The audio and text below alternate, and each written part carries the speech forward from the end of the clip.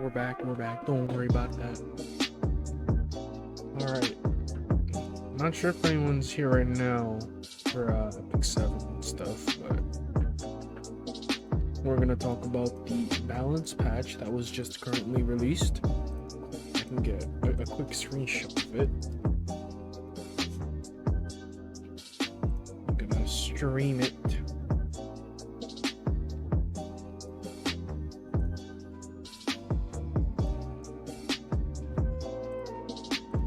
Just 1 second, guys.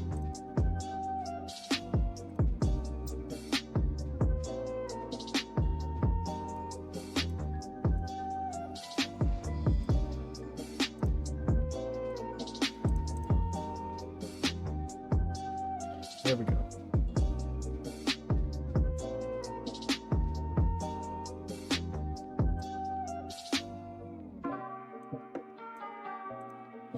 Alright, so right now we have the 8.4, which is August 4th, the new balance patch coming for Epic 7. And I'm going to give a quick rundown through it, because as of now, so far we've got... Oh, 1 second, but anyways, sneeze live on Twitch.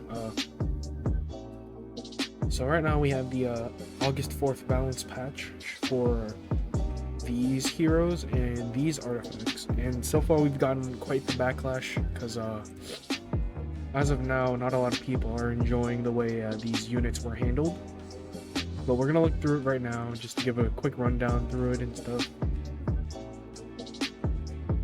Right now we have Faithless Lytica, Holiday Yufine, Ervalen, Senya, Great Chief Kawana, Rikoris, and Specialty Change Rikoris, Yuner Young, and Arrowell, as well as the artifacts Alensinox Wrath and Double-Edged Decrescent. We're going to be moving on to Faithless Lytica, one of the first heroes we see, Larkspur. I'm not sure which one this is. I think this is her S2. So her S2 has now been able to dispel an additional buff on a critical hit, and her S3 now increases combat readiness of all allies by 25%. And it seems that the combat readiness does not need to be a critical hit in order for the effect of the CR to take place. So that's good. So you only need critical hit chance if you want the skill nullifiers. In my opinion, the Faithless Lytica buff wasn't that bad. I think it was actually quite decent. However, I think people really wanted a big speed buff on her, like getting more base speed, which, I mean, I could sort of understand. We have like Para nowadays with like 120 plus base speed, and then Faithless Lytica hasn't been able to speed contest that well. But I think these buffs are fine. It means that you don't really need to S2 on your when you use Faithless Lytica. She could just be a really good opener. You know, you're not affected by Politis, and yeah, you don't really need that S2 anymore. It's just there for the dispels now. But now, if you have your Faithless Lytica going first, you could just S3 off the bat and get a 25% CR boost. That's pretty good. I don't think that's really necessarily a bad buff, but I mean, a buff is a buff. You don't really want Mediator Coward levels of buff, because then you're gonna get very bad backlash. So I think this is a good start. This is a baby step towards something a lot better for Faithless Lytica. So yeah, I'd say this is a really good buff. So we're gonna move on to Holiday Yufine. She has been given 35% evasion with an additional 35 if the caster is at max health. So that's a total of 70% chance to evade, but you have a 35% chance to evade at the start of the battle. So as long as you keep her health at max, you can have 70% chance to evade. I mean, it's kind of just 20%, 50% split, so I don't think this is really big. You know, she's always gonna have that chance to evade. She now gives everyone an attack buff, so she doesn't give herself a greater attack buff anymore, but she now gives attack buff to all allies. So I guess she's more of support now. She's not really just cleansing the entire team. she's there to also give herself give the entire team attack buff. I think that's okay. We're gonna get into the controversial area. Ervalen. Ervalen now has a soul burn to increase defense break to 100% chance. S2, when the target is an elite or monster, grants an extra turn. Damage dealt decreased on his S2. 4 turn cooldown now. And now S2. Oh no, this is S3 now, I think. Yeah, when we get S3, the increases attack of the caster. Are these both the same thing? Am I looking at it wrong? Oh, okay, yeah, I was looking at it wrong. Okay, so S3, when the boss is when the target is an elite or bonus monster, gets an extra attack, extra turn. It's now, no, this was the S2. Yeah, I'm mixing it up. My bad, guys. Okay, S2, extra turn. It's now 4 turn cooldown. Sword of Hatred. Now awakened. Oh, that's why I got messed up. It's when it's awakened, gives himself an attack buff for 2 turns, then the extra turn. Overall damage has been decreased. Now his S3 gives himself a speed buff and a barrier, and it has the usual damage proportional to the health. If his health is lower, he does more damage. Now this is pretty controversial, and I can understand why. As on a personal level, I use Ervalen for Banshee one-shot. Yeah, this means that he's gonna have to prioritize his skill number 2 in order to be more of a reliable unit. However, this only applies to an elite or boss monster, so this is not PvP oriented. This could have been better if the target is an elite or boss monster and a player, like an enemy, gives himself an extra turn. So it works similar to a Rant S2, gives himself extra turn, then attack buff, right? S3 in speed buff is really whack. Like, he had a counter-attacking stance, which honestly works better than a speed buff. Ervalen's not really a speed opener in general, so it's like the speed buff is really unnecessary. You could have kept his counter-attacking buff. However, this is very weird because now he has to S2 first and then S3. However, now he's a PvE unit and all his damage has been decreased overall, which is just a huge nerf to Ervalen's kit. Ervalen he was Straze before Straze became a thing. He was a tank killer and that's what his job was. And for PvE, I use Ervalen as a Banshee one-shot. So now hearing that he has to S2 into S3, you know, kind of cut a little scars into my soul, because I was always able to flex that Ervalen was a one-shot. Now he basically works like a Biken, which is kind of annoying. But he's now a PvE-oriented unit, which is just by far one of the worst ways to quote-unquote buff a unit in a balance patch. So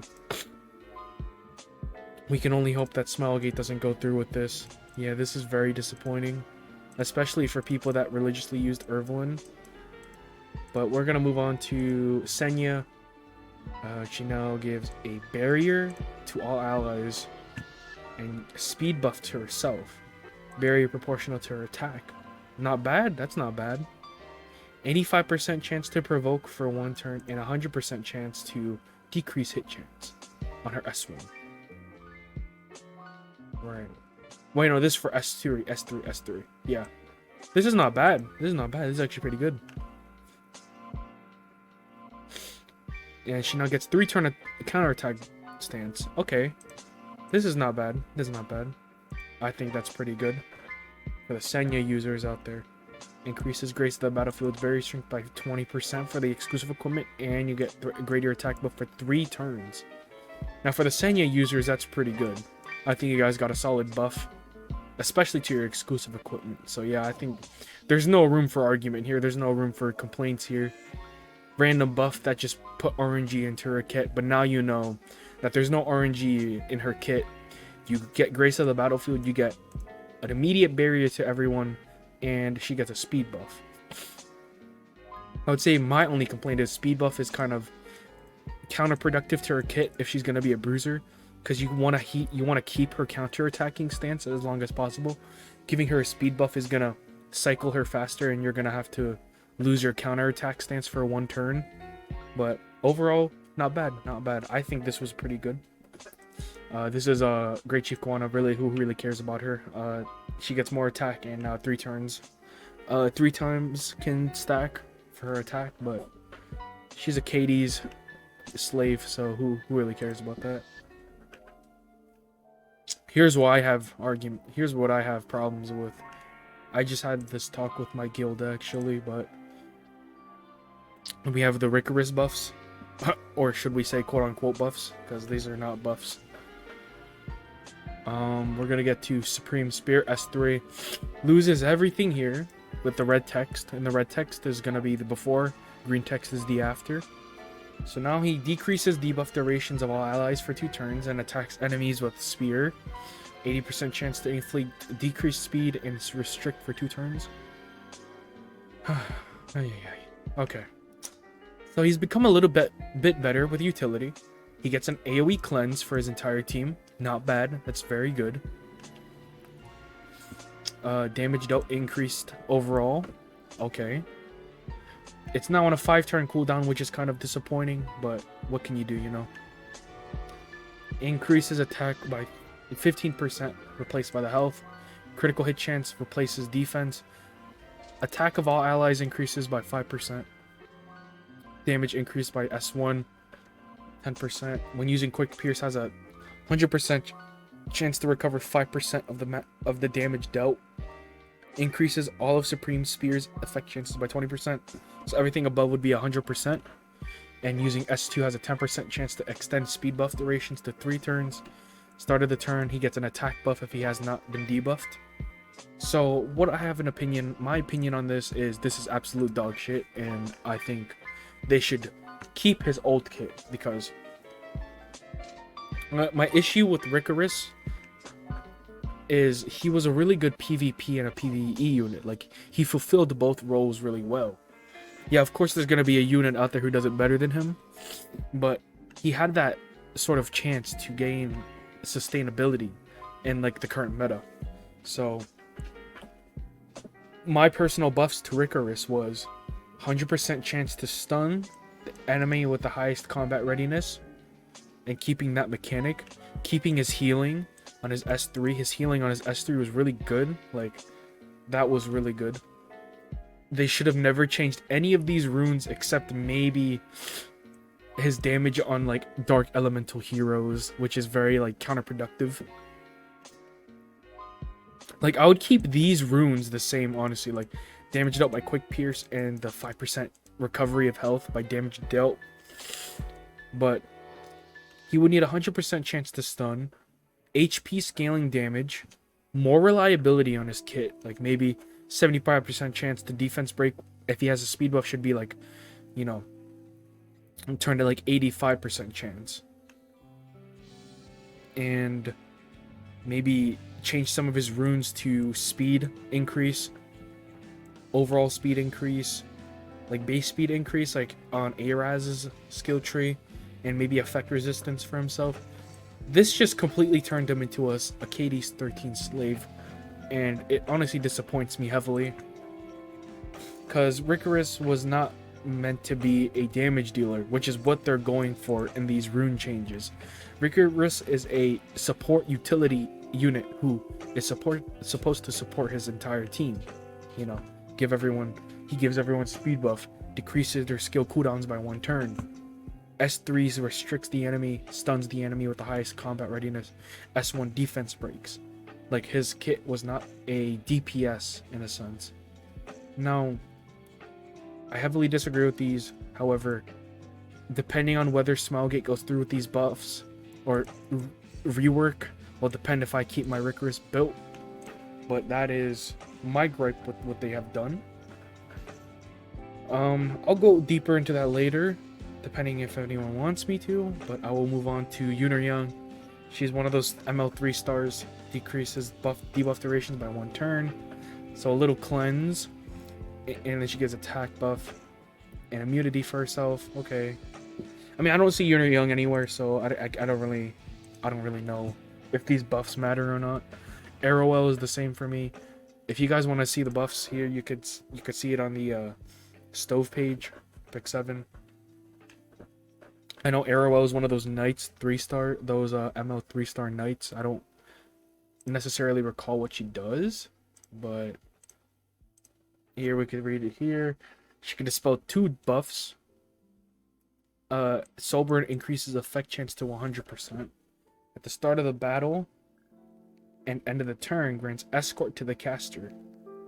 And after an ally except for the caster suffers a single attack, increases combat readiness of herself by 10%. Okay, so she's losing attack scaling and HP scaling, but she gets a barrier to all allies for 2 turns. Damage dealt and barrier strength increases to the caster's max health. This is...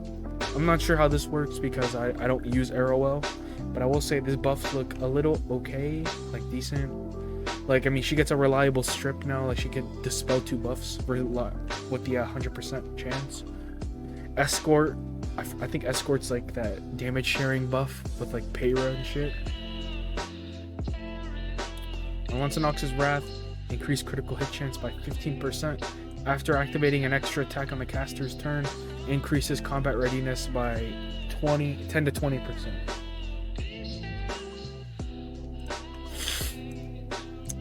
Yo, welcome Sinner from the chat. Yep, Senya's getting buffed.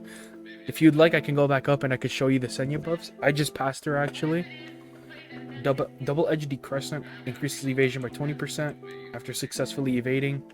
15 to 30% chance to counterattack. In my opinion, this artifact buff is kind of okay. This is like a Rylet buff, but like Smelgate's not telling us they buffed Rylet. It's kind of funny actually. This is like a if your Rylet's on like lifesteal, this is like the artifact. I'm gonna use this artifact on my Rylet because he's a lifesteal Rylet. But yeah, welcome Sinner to the chat. First time viewer, yes sir. We like to see that. It's good to see you, man. How you doing?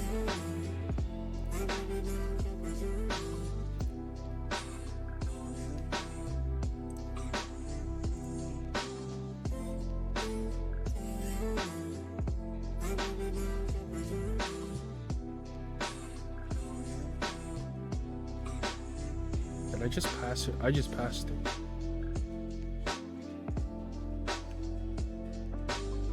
Yep, yeah, Senya buff was kind of good. I don't use Senya. I don't use any female characters in this game. Since you're a first-time viewer, I'm a husbando's only user. I only use male characters in this game. But I've come across a few Senyas in my lifetime. They're pretty good. This buff will definitely help her utility and her overall use in the game. I mean, I'm sort of glad Smelgate's not taking these extreme buffs. But so far, this is by far the worst patch I've seen in a while. Like, they just straight up reworked 2 entire units to something completely different than what they were supposed to do, which is just a huge like insult to the people that use them. And a lot of people are going for Ervalen, and I can understand why. My biggest issue was with Rikoris's new rework. Like, I think this is definitely going to be a long-term issue if they go through with this. But yeah,